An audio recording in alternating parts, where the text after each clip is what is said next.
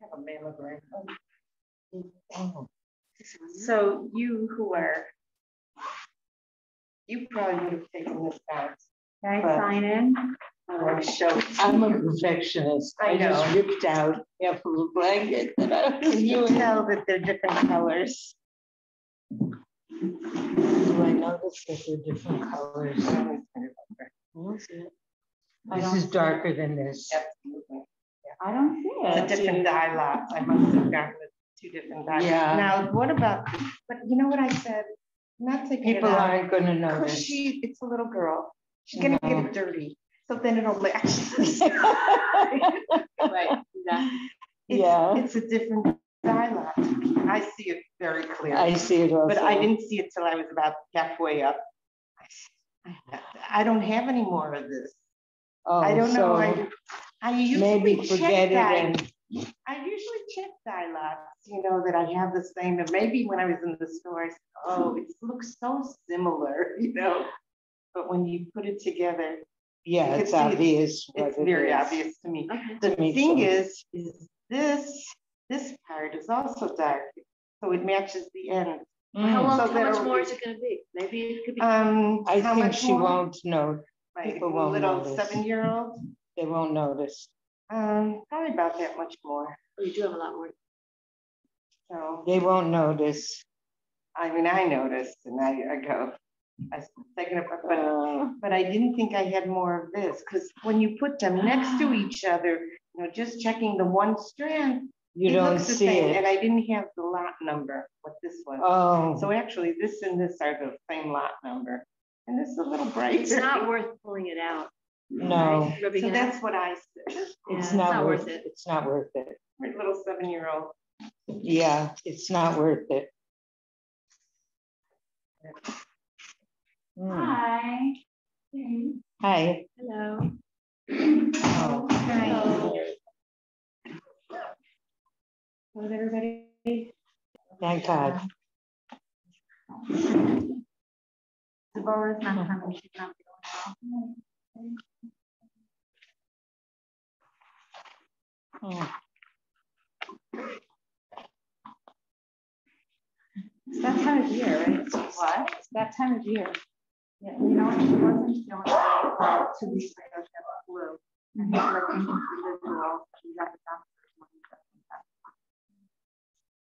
Yeah.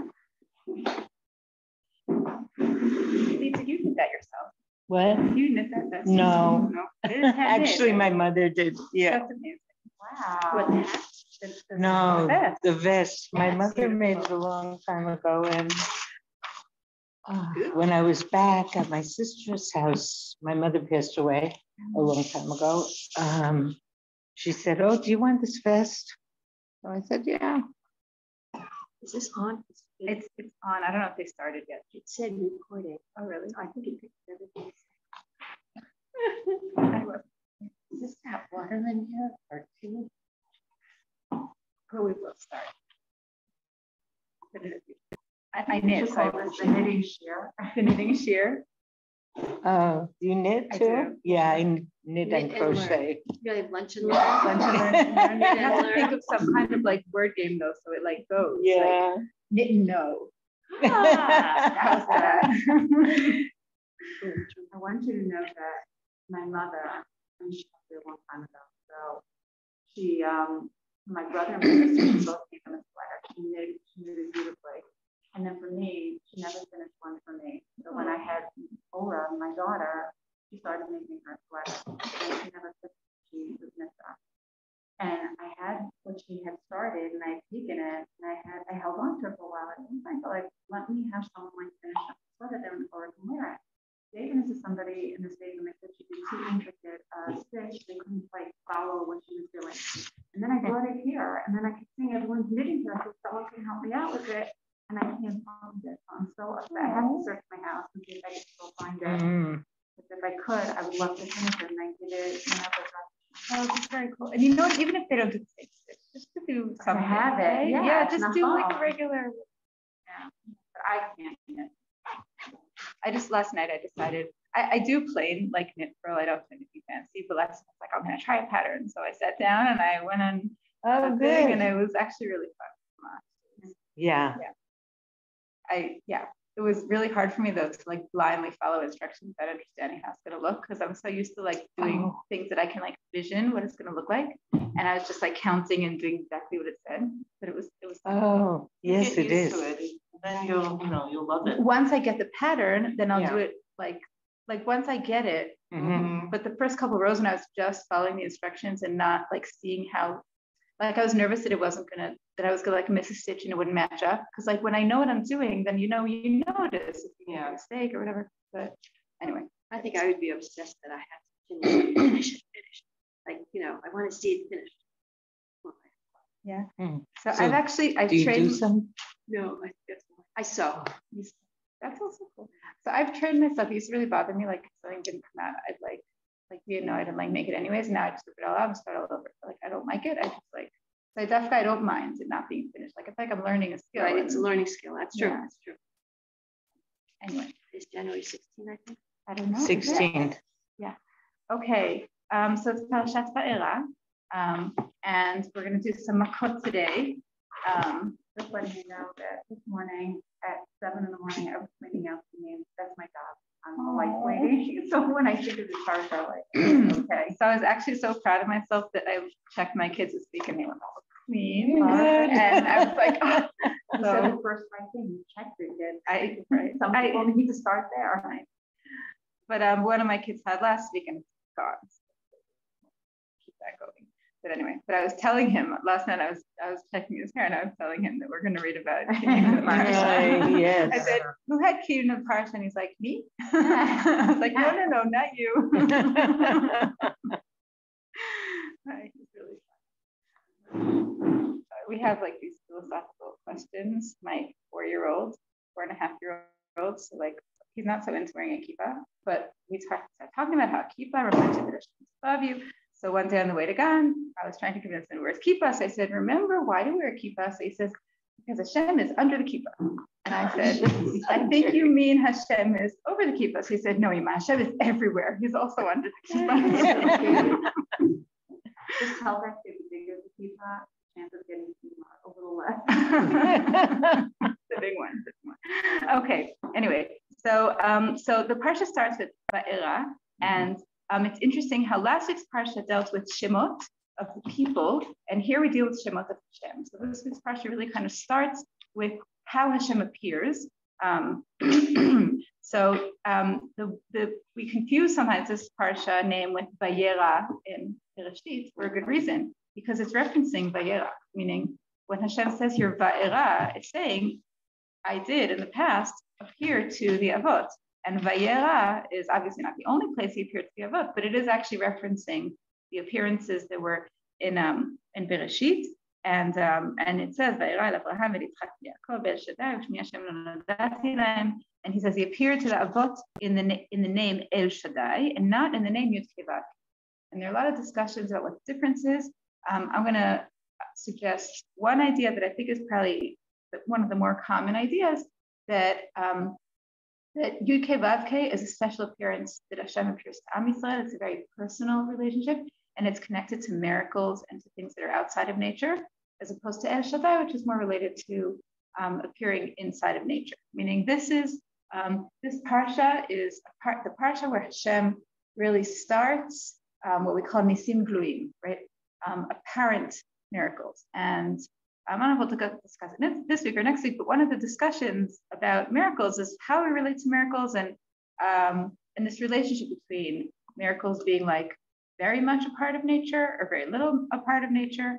And I guess we probably will talk about it a little bit because the makot really brings it up. So whether or not we look at the makot as something like very miraculous or like more natural is kind of a decision, right? So if you read Rav Meidan's book, he likes to try to prove that all of the makot were kind of an extension of nature, meaning he likes to like show how you can kind of explain the makot naturally, but say that this was like, because it was so extreme, it's not natural. So the example he gives, he in class, he takes a plate of water, this is kind of the opposite, not the makot, but like he takes a plate of water and he blows really hard and it splits, right?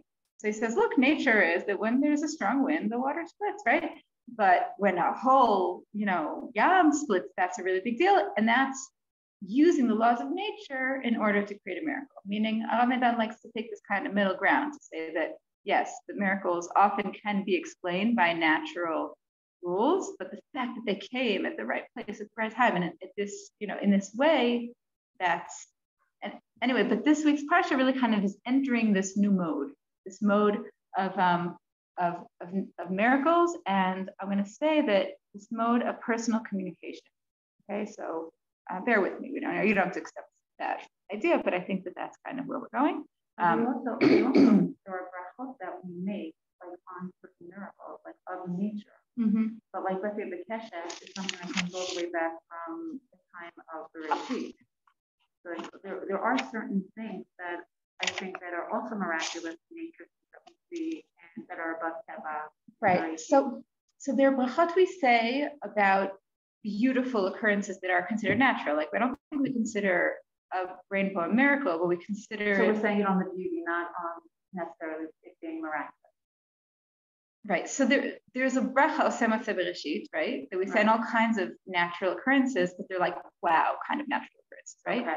So I think part of the definition, right, the fact that we say osema bereshit is assuming that it's not outside of nature, right? It's something that was created. We have shasani nes b'makom hazeh, that's miracles, right? So we have both. Today we don't have, I think, what we call nisim gluim, meaning miracles that are clearly defying the laws of nature. But we do have nisim that are like the fact that they happen to us at this time, we're very excited by and we appreciate it. I would say it's, according to like the classic definition, it's a nes nistat. You don't think that like when we go to war, like you're having tragedy, you say you're fighting and there's so many rockets that come in, and you see only a few and they're only like compared to the amount. How come we don't recognize that as like a big name, like from Hashem? Right. So first of all, I think we should be recognized. I think agree. But it's not in nature. It's not a nature miracle. But it's not an outside of nature miracle. So I think that it's true that these are important. It's so important to be thankful for that. But even though it's important to be thankful, I think it's different than Kirat Yam, for example, which is, again, people can explain it otherwise, but I think the classic explanation is that Kirat Yam it defied the laws of nature, or like Shemesh Begivon Dom, right? The sun stood still, right? Time did not move. That's like a clear, right? It defied the laws of nature, as opposed to like when we talked about Hanukkah, right? So the fact that they won the war, it's a miracle. Is it a nes galui, meaning is it a miracle that defies the laws of nature? I don't know, right? I see what you're saying. Okay, Okay. I get it. But the loyal lasting does defy. So even that, it depends on who you ask. But yes, I think there are more people that would say that the lasting kind of defy the laws. Yeah. I was just going to say,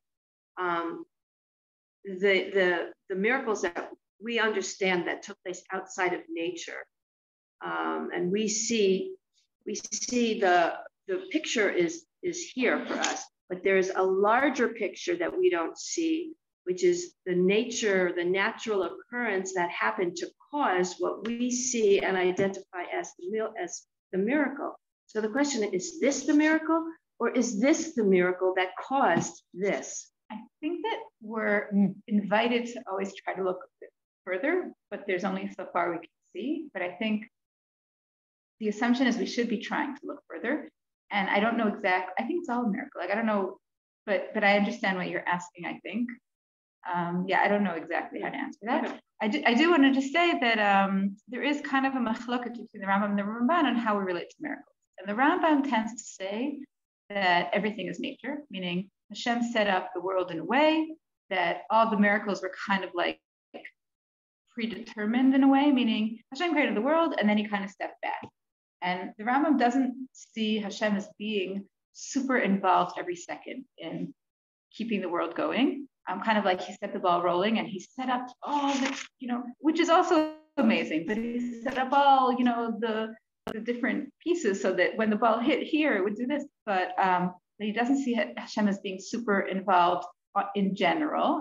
This is not totally completely true, but this is in general. And he in general, he sees miracles as not being a basic part of the way we relate to Hashem. So even if Hashem does miracles, it's not a basic part of our relationship with him, as opposed to the Ramban, who says the opposite. Ramban says every day is a miracle, everything we experience is a miracle, and he says that miracles are a basic part of how we relate to Hashem, meaning he talks about how the reason we have to remember Yetziat Mitzrayim every day is because it's a basic piece of our communication with Hashem. And he says we put tefillin between our eyes for our minds. Remember that Yetziat Mitzrayim is a big miracle, meaning the Ramban sees miracles as a big part of our daily life and a big part of our relationship with Hashem, as opposed to the Rambam, who sees it very differently. The Rambam sees everything as a miracle? No, the Ramban. Ramban. And the Rambam, right, focuses more on Hashem working through nature. But I think that seeing miracles is something that gives hope, but it also gives slippery slope. And that's why I think there's a fine balance between the two. So they both are correct. You need a little bit of both. Yeah, and Shivim Panim, apparently we need both. Yeah. Right. I have students who spend the night arguing about this and Anyway, okay. So this week's parsha, the beginning is kind of like a restart, which is kind of funny because Hashem came to Moshe and he gave him this, this shlichut, and started over. Part of the reason it's kind of starting all over is because last week's parsha ended with a dip, meaning Hashem sent Moshe to speak to Paro and to Am Yisrael, and Paro made the work harder. And this week's parsha starts with Hashem kind of recharging Moshe's batteries and reminding him that, I'm Hashem who spoke to your forefathers and I will save you. And this piece, the parsha starts with the Lashonot Geula, right? It's here. And here Hashem is reminding him how it's going to end. And we're talking about bigger picture. So Moshe is a little bit in a rut, meaning last week's parsha really ended with Moshe saying, what am I doing now, right? I'm making it worse. And Hashem saying, don't worry, it's going to get better. Okay, that's this parsha starts. And then Moshe says this to Israel, so Am Yisrael couldn't hear him. Am Yisrael says, Am Yisrael, the work is so hard, they just can't hear it. And this reminds us a little bit about how last week we read about how they finally daven when they could sigh. So here they can't sigh. They have no breath, they have kotzer ruach, they have no space, and they can't hear it. Why did it matter? I just said because I think last week when he came to Paro and it made everything worse, that was really frustrating. Meaning at the end of last week's parsha, he came to Paro and then Paro made the work worse, and Am Yisrael said, "Oh, leave me alone," and it's very frustrating. And he probably felt it was his fault that it was harder for them. Yeah, for sure. Sure. And I think it's important to remember that there are dips in the process. I think it's important. And Hashem is, he's not belittling that. He's saying, I understand there's a dip, but don't worry, it's going to be okay. But one thing I think is really fascinating that I never really thought about before this year is that at the end of this piece where Hashem appears to Moshe and reminds him that he is the same God that appeared to the forefathers, when Moshe comes to the nation and the nation doesn't listen, from here on, Moshe doesn't talk to the nation anymore. Meaning, until now, he was trying to talk to the nation. Without Aaron. I think it's with Aaron, but let's see. Oh, no, it's without Aaron. That's so interesting. You commented on that. I didn't even notice that. But I was going to say something else, but I wonder if it's connected to what you're saying. But from here on, it's Moshe and Aaron coming to Paro, meaning the nation is a bystander. Am Yisrael is not in the conversation here from here on until Perek Yud where they get all the mitzvahs. But from here on, all the machot are told to Paro, and it seems like they just can't hear it. And I wonder how much of a change in the plan this was. And we'll see the Ramban relates to it. The Ramban I brought to it, which I think is fascinating, and also the Sfat. But for me, this is like a new thought to realize that Moshe tried to work through or with the nation. Maybe he thought the Zikanim would be part of his, crew, but Am Yisrael is not with him. And then he goes ahead and he goes to Paro. But before he goes to Paro, he says to Hashem, right? And Moshe says, the nation didn't hear me. He says, how in the world is Paro going to listen to me if the nation is not listening to me? Which kind of makes sense on the one hand. On the other hand, if you read the pasuk, it was very clear that Am Yisrael didn't hear him because they're meaning it doesn't necessarily have to be, it doesn't necessarily have to follow that Paro won't listen because the nation didn't listen. But I think it kind of does. Like still, we're saying, he's their leader, or not, he's not even their leader yet, but he's from their nation. And if they're not going to listen, why would Paro listen? That's what he says. Now, after he says that, then what's very, very interesting is suddenly the parsha kind of steps back and gives us the whole family structure of Shevet Levi. And it seems kind of out of context. And there are a lot of different opinions about why this comes here. One opinion is to kind of strengthen Moshe and to remember where he came from, or to say that, you could do it. There are different opinions of like, we talked about the anonymity, right? And I think this kind of connects to that, how Moshe was represented kind of anonymously, and suddenly here his story is told. And there's some opinions that talk about how the emphasis is on that he's chosen on his own right, not because he is a part of this lineage. Meaning, yes, he is the son of Levi, and Levi is the tribe that we know later becomes the tribe of the Levim, but Moshe was chosen because he was the right guy for the job. And that's why this appears here, not before. Okay, but it's interesting. We're not really going to go into it more than that, but this is interesting how it's very clearly out of place. And what emphasizes even more that it's out of place is that after the whole shoshelet, right, the whole toladot, then the pasuk repeats, and this conversation between Moshe and Hashem, that Moshe says how he listened to him, it comes again, mamash, almost word for word, after it kind of like bookends the family structure. So wait a minute, one thing. Yes. When he's in Israel until he comes down, he's not together with Aaron, not together with anybody. Now all of a sudden there's this like kumbaya, we're together and we're doing everything like there's just so many pieces missing here. There's so many pieces missing. And it's like he couldn't trust Hashem. How do I know I'm going to trust my brother to sit there and come with me? It's like it's very interesting what you're asking, and I think it's fascinating to think, like, how did Moshe know that he was a part of Am Yisrael? It's clearly he knows, right? He goes out to his brothers, right? And I mean, his mother nursed him, right? Breastfed him. Does he remember that? How old was he when that ended? Like, I don't know. There are a lot of lengths that we don't know. It's also, Moshe's parents were Levium, right? So they were not enslaved. So that casts a whole different light on his, whether they can listen to him, right? Yeah. He wasn't there. He's never really been there. Now the Paro's command to kill all the firstborns included the Levium, right? Yes. Well, obviously, because we know the story, but I'm just saying. Yes. It's also interesting. Someone asked, and I don't know the answer, but I think, like, we don't know how many men there were in that generation. Like, how many men did Paro kill? We don't know. It seems like in the Pesukim Shatas that he didn't manage to kill so many, because it sounds like we're saying it was not successful, or the Chani Lev, thoughts, but it's just interesting. Like, what? So many missing. Yeah. Right. Yes. Okay, so after that, the Makot start, and also we're told how old they are. Moshe and Aaron. Moshe is 80 and Aaron is 83. And then they're sent to give the first Mofet, the snake. We're not really going to go into the snake, but then the Makot start. And I want to make a few comments on the Makot before we go into the topic I really wanted to focus on today. So first of all, one of the things that is really interesting that maybe we'll go into more next week is the question of hardening Paro's heart. Okay, so the hardening of Paro's heart is something that's fascinating because it's predicted. Like from the beginning, Hashem says that Paro's heart will be hardened. And then if his heart is hardened, does he have pure choice? Does he not have pure choice, right? I think it's a fascinating question.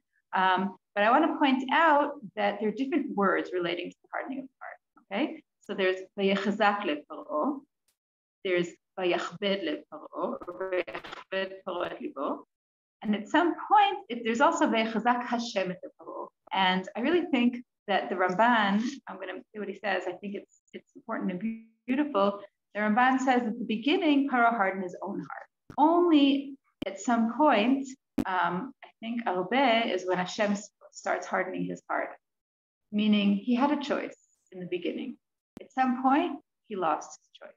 And there's also a very, very beautiful, there's a beautiful piece in the Rambam also who talks about how one of the biggest punishments is to lose your free choice, meaning losing your free choice is a punishment. And Paro at some point lost that. He lost his free choice. Now, I think we'll talk about it a little more because our opinion is that he never actually lost his free choice. So we'll look at it more next week because we'll talk about the makot where that appears. But I think it's interesting to see the progression. From the beginning, it says ve'chazak le'paro, get rid of them. So in dam, it just says ve'chazak le'paro. In Sfardea, it says kaved. And then maybe it says both. Wait a minute. Oh, in Barad, it says both, ve'chazak and kaved. And ve'chazak Hashem only starts in Arbe. There's some kind of progression. And there's, I think, a place of holding on tight, ve'chazak. There's a place of already being heavy, meaning you're already in a certain motion and it's already like become almost like a nature to be in this movement. And then there's a place where Hashem, says that's it. It's too late, no turning back. And whatever, we'll discuss whether there really is no turning back or not, no turning back.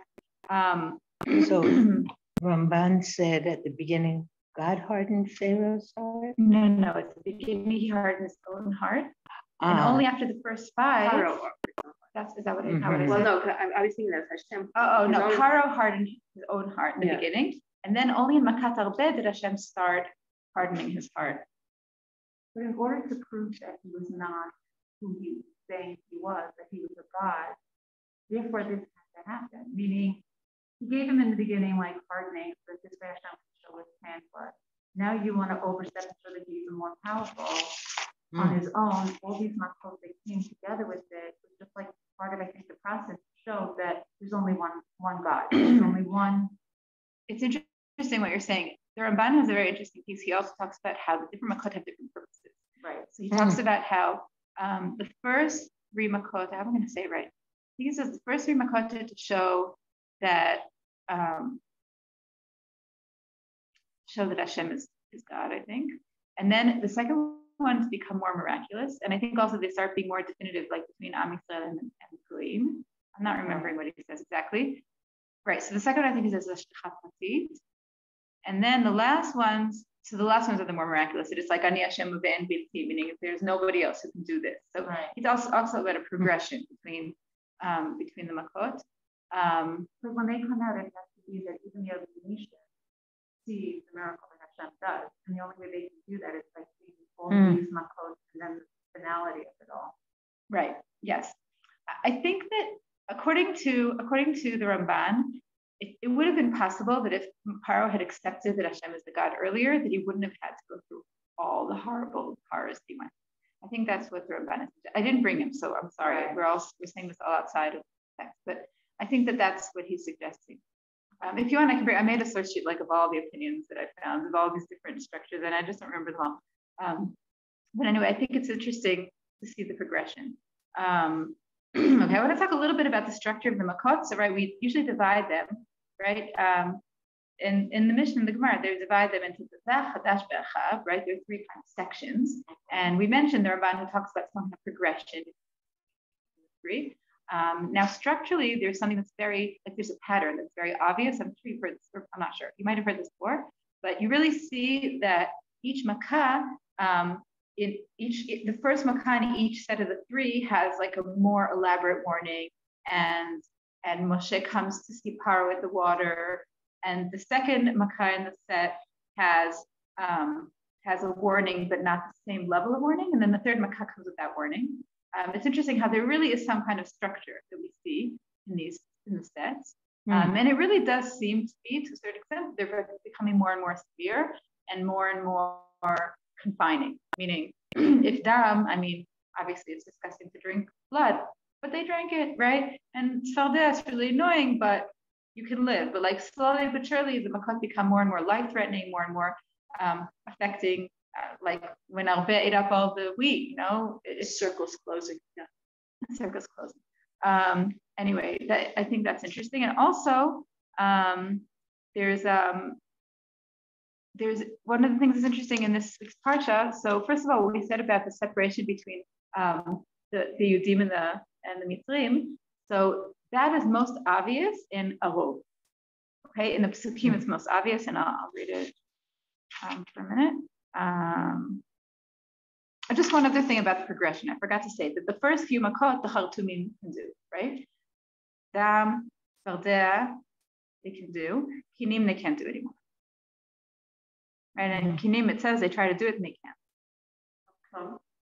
So Chazal say that the Chaltumim can affect like this layer of reality, but like above a certain space they can't, which I think also is interesting. Like my father used to say that the Makot also there's like it progressively spreads in terms of like up and around and wherever, like where it affects, right? Because Dam is down, Fardea is like maybe the next level up, Kinim is already in your body, like slowly it gets more encompassing physically.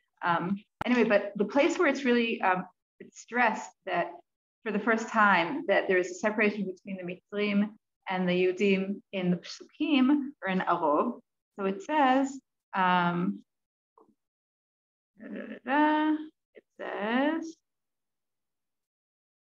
in Perek Chet, Ve'fleti bayom et eretz Goshen, in Perek Chet.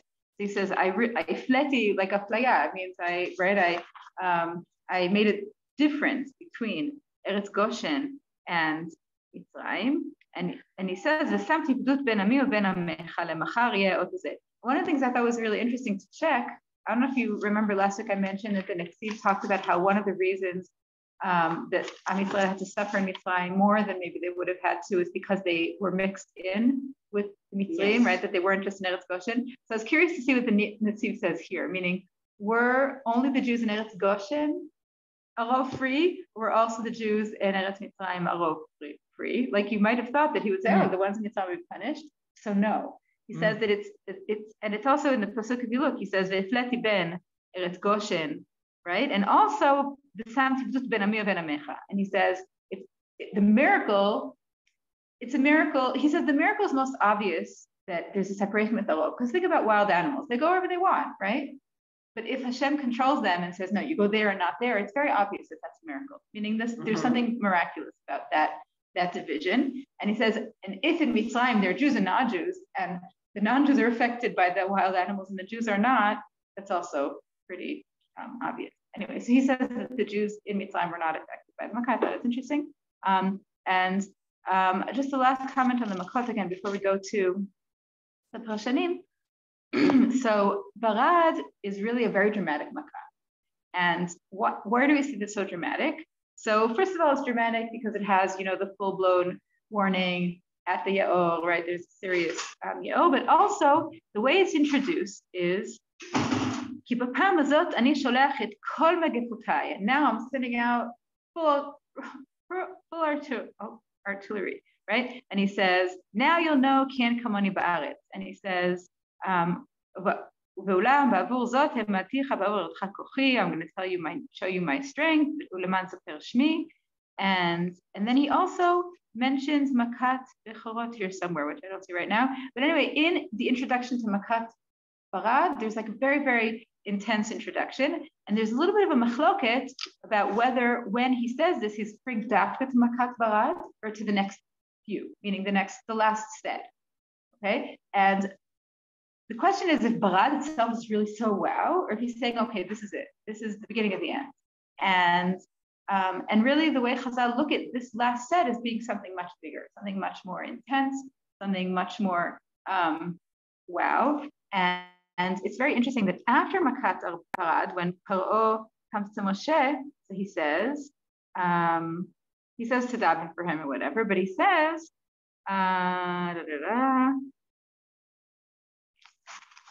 also here it says like Eretz Goshen.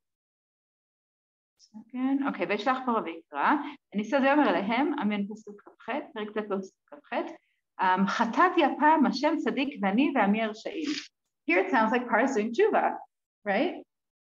Okay, like maybe it's over, maybe he got it, right? And then Moshe goes and he prays, and then it says, "Ve'ar Paro ki chadal hamatar v'abarad v'akolot v'yasef lachto v'yachbed libo." So after he saw that that everything is fine, he changed his ways, and it's interesting here that it sounds like this might have been the last chance for tshuva, meaning he almost did tshuva. He said, "I understand," and then he changed his ways. And the next pasuk it says, "Kenich v'adeit libo," meaning it sounds like after this, that's when it kind of was too late. Okay, But meaning the last makkah that he gave Hashem, that Moshe gave, wasn't it something that Hashem ultimately wants to do because of what he did to the boy? what, to kill the firstborn? Yeah, like duck negative stuff. You're asking a really good question. So it depends on who you ask, but according to some, yes, it had to happen, and according to some, it could have been otherwise. Yeah. Okay. I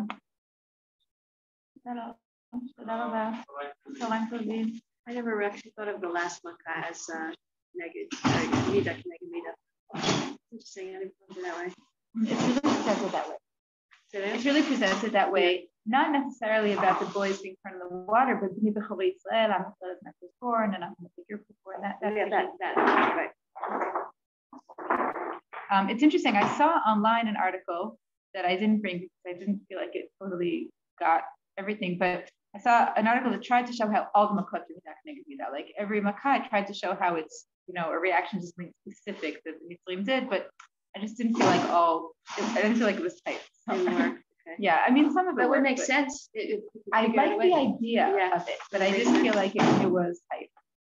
Anyway, okay. So I want to read the Ramban with you. So this is the Ramban on the beginning of the parsha, Mamash in the beginning when Moshe says, right, that Am Yisrael didn't listen and okay. Hen bnei Yisrael lo sham'u elai, ki lo asita dvarai nishma'im lahem. So Moshe says, it sounds almost like he's blaming Hashem, saying, you didn't make my words heard, meaning, how could the way I speak wasn't good enough for Am Yisrael, how could it be good enough for Paro? So he says, I have a speech impediment, and how can I come speak before a king? וייתכן לפרש שחשב משה אולי כי מבחיתותו לא שמעו אליו כי הוא ערל שפתיים. So he says maybe Moshe thought that the reason Am Yisrael couldn't hear him was because of his speech impediment. ולא יכין לדבר על ליבם דברים טובים, דברים ניחומים, אף כי ידבר לפרעה. So he says, they couldn't listen to him because of, right? Even if he says good things, they couldn't hear him because of his speech impediment.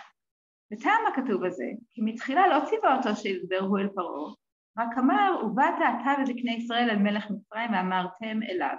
So the Ramban points out something that I never noticed before, that it didn't say from the beginning that Moshe is going to go speak to Paro. It says you're going to go to this kinim, and then you together with this kinim are going to go to Paro. It sounds like he thought, according to the Ramban, maybe, that he thought he's going to go with, like the delegates, and he would be silent, meaning he's going to bring Am Yisrael, and Am Yisrael is going to come with him to Paro, and he'll be silent, and they'll talk. Wait, what's Canaan? Are these the Shivim that later so on? That's a really good question. We don't have Shivim Skinim yet as an institution, but it seems like they were elders.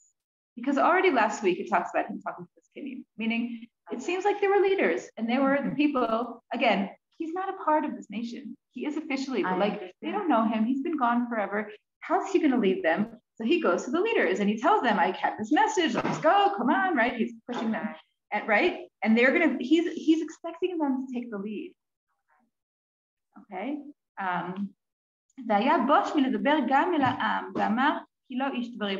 he was embarrassed to speak to the nation, but even more so Paro. No, but wait a minute. It preempts though later on too, because the reason Moshe comes later is also because he is having a problem communicating with them. He's like overwhelmed. And I just think it's interesting that here he needs them, and then later on. This kinim after, you mean after when he appoints them? There are things that go on. Then he's told by like you need to appoint and you need help because you can't communicate. I'm interested. It's very interesting what you're saying. I think it's interesting. The Midrash talks about how the fact that they didn't help him out here, they were later punished for. And then at Har Sinai, he went up with that. They were told to stay down with the nation, and that was a punishment for them not like being what they should have been here with him. Okay. Yeah. But it's very interesting what you're saying. But anyway, so the Ramban is saying that the whole discussion that he had with Hashem, was all about talking to the nation. It wasn't about talking to Paro. The Ramban is trying to prove that you could have said that he never thought he was going to Paro, and that's a new thing that suddenly falls on him this parsha, meaning he was very nervous about speaking in general, and he was going to go, speak to the nation, and that was a big deal. But Paro, I mean, what's the deal? That was never. If he was only going to speak to the nation, what was his message going to be to them? I mean, Paro, there's a message: let my people go. The message was that the Kenim were going to take his message from Hashem to Paro. Meaning he was supposed to, he thought, or according to the Ramban, maybe he was right, that he was supposed to get the Kenim moving, and he gave them a message to relate to Paro. Okay. Anyway, and again, he's just still proving that it's speaking to the Am and not to Paro. וכן עשה בבא מתחילה, כמו שאמרו, ודבר אהרון את כל הדברים אשר דיבר השם אל משה, ויעש אותות לעיני העם. He's just saying that until now, all the conversations that Moshe had were with the Am. ועתה, כאשר נצטווה משה, לכן אמור לבני ישראל אני השם. דיבר הוא להם בעצמו, כאשר ציווהו ולא שמעו אליו. So he came to them and he spoke to them, וכאשר חזר וציווה אותו לדבר אל פרעה, אמר איך אדבר אליו, ואני אראה שפתיים.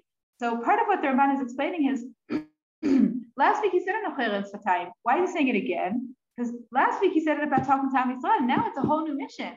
Now he's saying, how am I supposed to come to Paro? This is like totally not relevant. והקדוש ברוך הוא צירף אהרון עמו וציווה שניהם אל בני ישראל שידברו להם כל אשר יפהם ואל פרעה להוציאם מארץ. And Rashi פירש על דבר בני ישראל שכתב פרעה. Okay. So he's saying Rashi doesn't agree with me, but I think it's a really interesting angle. And I think it relates to what I said before about how there was a certain maybe ideal vision of how Moshe was supposed to be to maybe lead the mission, but he wasn't necessarily going to go alone. He was going to go with Aaron and with all of his Kenim. And suddenly he's left alone with Aaron and Aaron. And suddenly he's the one who has to speak. Where were they? Yeah. So last week's parsha says that they left. I didn't read it, but let me just. I'm going to read it to you. So at the end of Parashat Shemot, it says,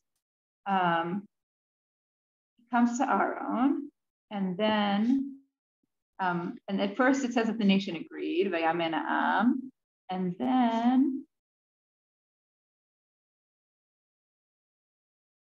and they do come to Paro, and they say, Shlach Tamei, and he says, no, and then, when they leave Paro, so then it says Veiru Shetrei Bnei Israel. It doesn't say it's Kenim here actually. It says just Shetrei Bnei Israel. But at the end of last week's parsha, Am Yisrael is complaining and saying, "Why did you make things worse?" No, I don't see this Kenim here. Oh, 1 second.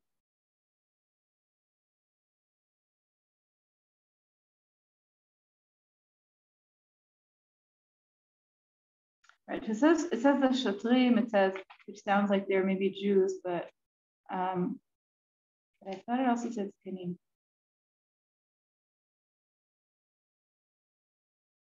But there are these people, these Jewish leaders, the Shatrim, that were appointed by Paro, that when Moshe and Aaron come away from Paro, they come to them and they say, why did you do this? And why are you making Paro hate us more? So again, it doesn't say it's Kenim, but there are these leaders of the Jews that are not joining, but even at they're complaining. Anyway, I think this idea that that the mission kind of switched on him, and that the nation not being with him is a big deal. I thought it was very interesting in the Ramban, and the Sfat Emet relates to a similar idea on a different angle. Okay, so I'm reading the Sfat Emet. So right, the pasuk says, Am Yisrael couldn't hear me because I have a speech impediment. How could Pharaoh hear me? So Sfat Emet says, "Pirashnu kvar ki al yedei shebnei Yisrael lo shamu, lachen hu arel sfatayim." So the Sfat Emet says it's not that Moshe had his own personal speech impediment. Maybe he did, but he says that the big thing is that whether or not he can speak, it depends on the nation. Meaning, the fact that they didn't hear him, that's what created the fact that he's a Sfatayim. Meaning, when he says, how can I come to Paro? He's not just saying, I list. He's saying, there's something stuck here. Meaning, something in the communication is not happening. And if Am Yisrael doesn't hear me, then there's something lacking. And it's not going to help if I go to Paro, because he's not going to hear me just because they didn't hear me. And I think the statement is a spiritual statement, not just a physical statement. Is this the first time that we become aware of the speech impediment? We don't know before. Last week it also said. Right. So that was okay. It's not news. It's not new. But the Sfat Emet in general talks about the speech impediment not being totally, meaning the Hasidim in general talk about part of Mitzrayim being galut hadibur. There's something about communication and speech that was kind of blocked and limited. It was in exile. So why don't we say the answer with that? Like, meaning, like, if that's what it was more like they were the ones closed there. It's not that you could see. Right. Well, I think in general we're saying that it's all one and the same. Meaning, right. When there's something stuck, there's something stuck. Okay. But he also had to learn how to speak to them. I agree. It was a work in progress. I agree, 100%. But part of what the Sfat Emet is saying is that it goes both ways. It's a two-way street, or a one-way street, but not him to them, them to him. Anyway, but he goes on. He says, so now he says a general statement. He says the Navi is always somewhat in context of the nation. So when it says, when it talks about the laws of who's a Navi Emet and who's a Navi Sheker, it says, so literally, Mikir B'cha means from among you. And he says, Mikir B'cha doesn't just mean physically from among you. It means that the Navi is an expression of what's going on among you.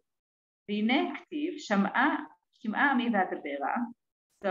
I don't know which Nuba he's referring to, but he's quoting a Nebu'ah when the Navi says, listen to me, my nation, and I will speak. So again, if you listen, I will speak, meaning if you listen, I can speak. If I speak, it doesn't work the other way. It only if you're listening to me can I speak, right? It's kind of like a teacher that comes to the classroom and if nobody's quiet, you don't want to start talking because you know that it's not even worth it, right? So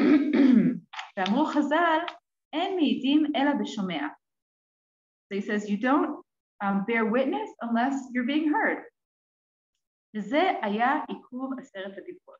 he says, the reason Aseret HaDibrot didn't happen yet is because they weren't ready to hear yet. So just like I said, the dibur was begalut. He says there was something about the place Am Yisrael was in at this point that they weren't ready to hear the words of Hashem. So whether it be Moshe telling the words of Hashem or the dibrot that are yet to come, they just weren't there yet.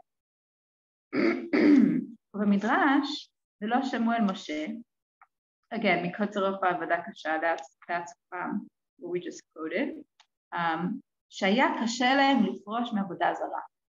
So the Midrash says, why couldn't they hear Moshe?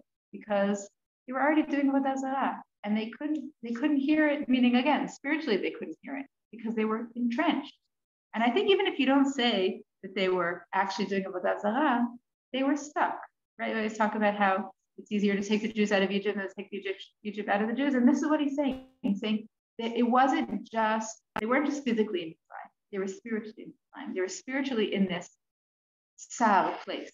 I wanted to know last night, I went to about a seminar about suicide, unfortunately, and that happened. And they were showing that persons in a depression, things are hard for them, difficult for them. So we come like Moshe and speak in a certain tone and a certain language, and they can't relate to that. And you have to learn how to use your words to get the person. And the person in the beginning is also not ready to listen. And it's just like work in progress. They, as Am Yisrael, have to be ready, like to listen because they want the help to come out. And as a person trying to be the helper, you have to also learn the tone that is the right words that have to connect. You have to listen a lot. And then you can pull yourself out of this. And I also did that. What whole thing was there was a suicide in Brazil. Yeah. in where? A couple months ago, there was a teenager in a practice. Oh, so Right. yes. There's right. It's a movement. It's called right Shagrire, right? It's something feel like it's they call it EPR, right? No, they didn't do the EPR thing. I mean, it's with this guy Shlomo Hammer. Okay, I don't know. He lost his daughter. So there's also a technique they teach. They say that most people, many people who are in danger are saved by bystanders, not necessarily by professionals. By the time the ambulance comes, hopefully the person's alive. But if someone right there can do CPR, then that's the most important thing. And they're saying the same thing about emotional. And I think they're calling it EPR. So they're teaching like very concise techniques of if you see someone is suicidal, how you approach them, how you help them. There's like a whole. I thought that's what they're doing in this. Yeah. Maybe not up to that yet, but yes, it is like introduction to be aware. Right. So last year I took Ravioni Rosenzweig has an organization, maybe you've heard of, called Magle Nefesh.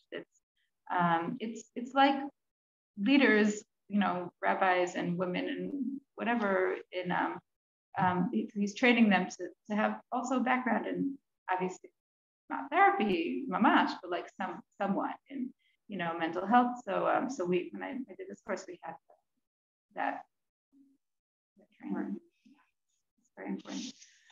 So the example I was thinking of in relation to this is, how they say that like when the Baal Tzukea, like whether the Kiyot work or not him, it's right, it's the community. Like if the Kiyot aren't going through, it's because something's blocked, right? And I think that it's kind of the same idea that like that the messenger, the leader, is only what the people are. If he's connected to the people, if he's not connected to the people, forget it. Then we're doomed anyways. But if the leader is in sync, then if something's stuck. And I think that that's kind of related to what he's saying. Okay, let's read a little more and then. כמו שכתוב, איש שקוצה עיניו לא ישליכו. I'm going to read it on. ואין הפירוש דווקא עבודה זרה ממש, רק עבודה שהיא זרה להם. They're saying it's not that they were actually doing avodah zarah, it's that they were doing something that was real to them. כי השמיעה צריך להיות פנוי מכל דבר. He says it's that they were not listening inward, they were listening to things outside of them. Meaning, he's saying, Am Yisrael in Mitzrayim, they weren't necessarily actually doing idolatry, but they weren't in tune, and they didn't have a clear, their ears weren't clear. They were too focused on other things. And again, I think this is exactly right? They weren't focused. They were busy. They couldn't breathe. They couldn't, right? And he says, כי השמיעה צריך להיות פנוי מכל דבר. כמו שכתוב, שמעי בת וכולי הטי אוזנך ושחרי עמך. So he brings up a pasuk again, I forget where it's from, that in order to hear Hashem, you have to both listen and lend your ear and forget עמך ובית אביך, meaning where you came. וזה עיקר הגלות, גם אתה. מה שאינו יכול להתפנות ולשכוח את כלי העולם, להיות הלב פנוי לשמוע דבר השם. And he says this idea is still relevant to us today. Can we really hear דבר Hashem? Can we really make space in our heart, leave aside hevlei ha'olam, all the things, hevel, right? All the things that are like not substantial, all the world, right? Everything the world, right, feeds us. Can we like put it aside and really listen to what Hashem has to say? בלי מחשבה זרה, כמו שכתוב, ולא תצורו אחרי לבכם. וזה שכתוב, איש שקוצה עיניו לא ישליכו, so again he's saying that they didn't throw away their עבודה זרה, ולכן בגלולי מצרים הלכו. They were still entrenched in מצרים. כי אם היו מוכנים לשמוע דבר השם, היו נגלים מיד. He says, if they could have heard דבר השם right away, they would have been taken out, if they were ready. והנה עתה שכבר ניתנה תורה לבני ישראל, שכתוב קול גדול ולא יפסק, לא פסק. ואומרים בכל יום שמע ישראל השם אלוקינו. And he says, and today we have the Torah. The Torah came, and he says every day the Torah is being given. עתה שכבר ניתנה תורה, and he says it's a קול גדול ולא יפסק, meaning it keeps speaking, it never ended. The Torah is being continuously given. And every day we say Shema Yisrael, what's that, right? We're still connecting to that, right? V'hu amar Anochi Hashem Elokecha, meaning what Shema Yisrael? It's saying every day Anochi Hashem Elokecha, which is Matan Torah. Asher lo pasak, and he says Anochi Hashem Elokecha, Hashem is still saying it. Meaning he said it at Har Sinai, but it's still going on right now. אבל צריכים להכין עצמו לשמוע פרשת קריאת שמע בלי מחשבה זרה.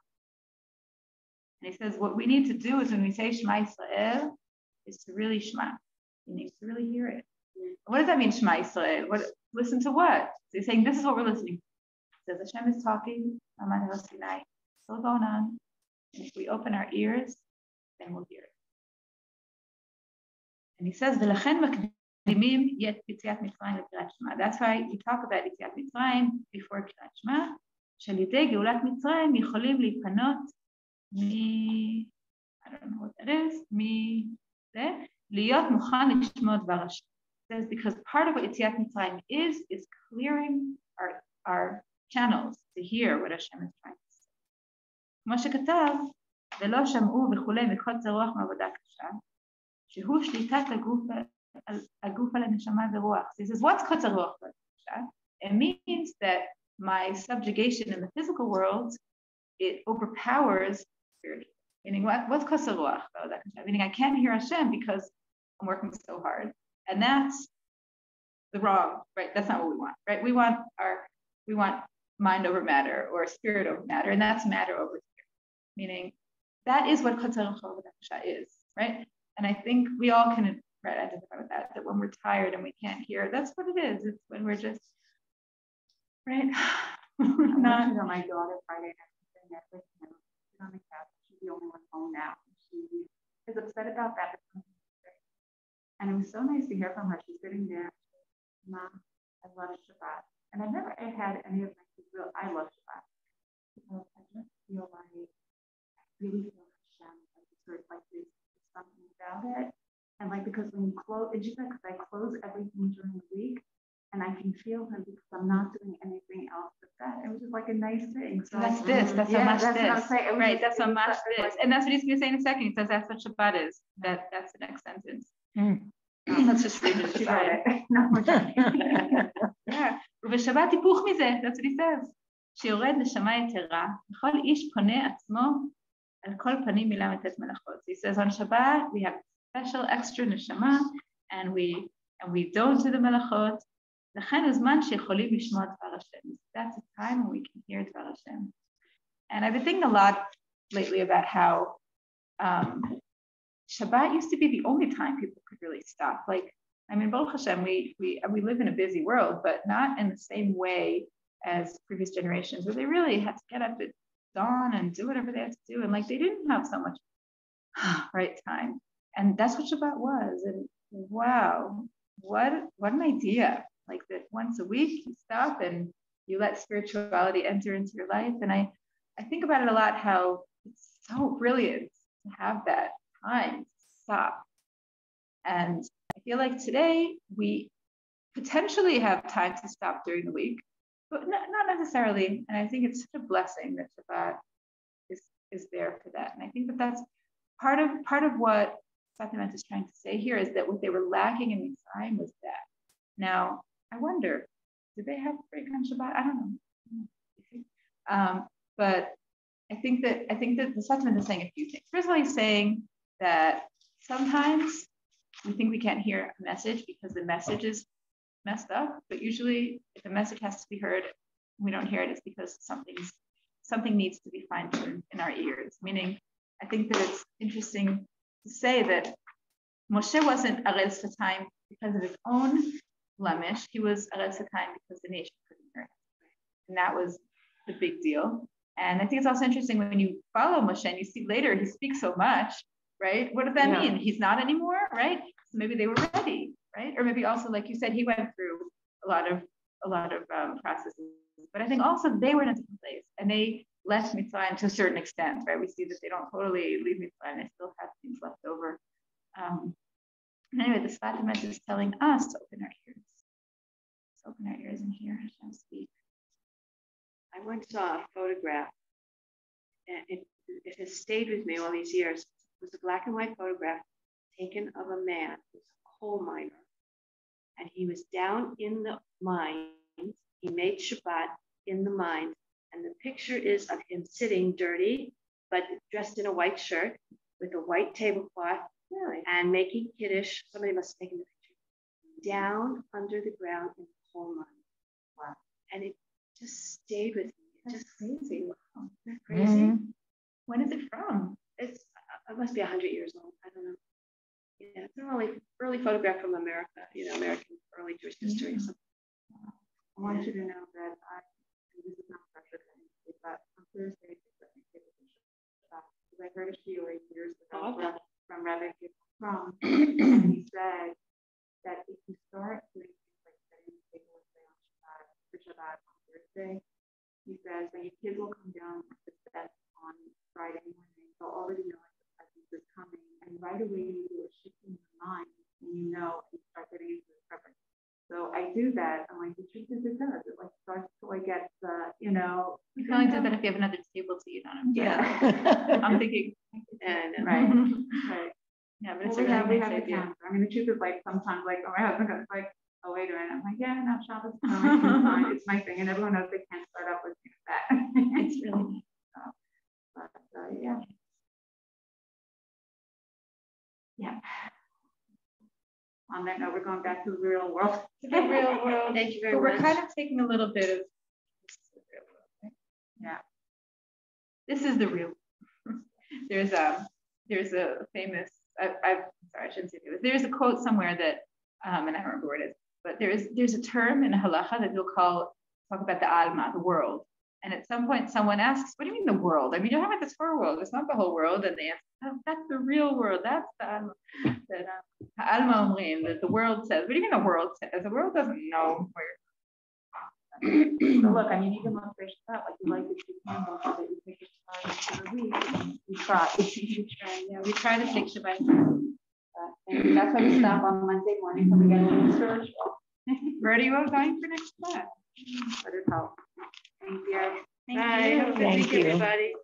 Shavua tov. Shavua tov.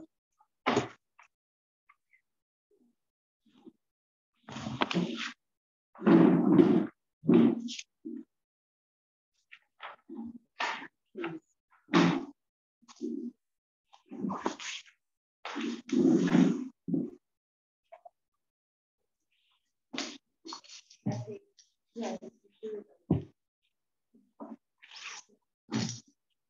Thank you.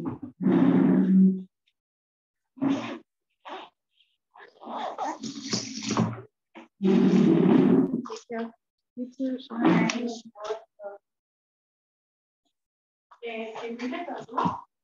לא. לכבות לך? אני יודעת שאז חיבית בעצמך, אז לא ידעתי אם... חשבתי שאת יכולה גם משם לכבות, לא? תודה על עצמי, רק שלא עניתי לך.